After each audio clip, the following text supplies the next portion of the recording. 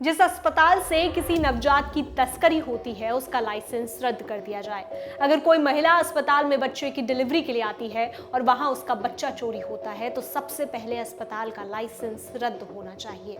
Supreme court ने बाल तस्करी के मामले में अधिकारियों को निर्देश देते हुए यह फैसला सुनाया। इस दौरान कोर्ट ने उत्तर प्रदेश सरकार को भी फटकार लगाई और ऐसे अपराधों को रोकने के लिए राज्यों को सख्त दिशा निर्देश दिए।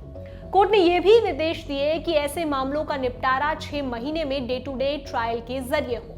सुप्रीम कोर्ट की तरफ से ये टिप्पणी एक मामले की सुनवाई के दौरान की गई जिसमें बच्चों की तस्करी के आरोपियों को इलाहाबाद हाई कोर्ट ने अग्रिम जमानत दी थी। इंडिया टुडे की रिपोर्ट के मुताबिक उत्तर प्रदेश में एक कपल को बेटे की चाहत थी और इसी चाहत में उन्होंने बाल तस्करों से 4 लाख में एक बच्चा खरीदा था। सुप्रीम कोर्ट के जस्टिस जेबी पारदीवाला और जस्टिस आर महादेवन की पीठ ने इस मामले की सुनवाई करते हुए कई जरूरी बातें कही हैं।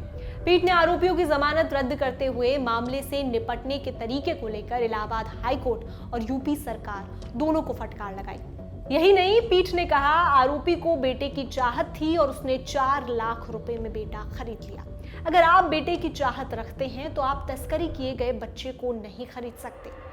वह जानता था कि बच्चा चोरी हुआ है। कोर्ट ने कहा कि हाईकोर्ट ने जमानत आवेदनों पर बेरहमी से कार्रवाई की जिसकी वजह से कई आरोपी फरार हो गए।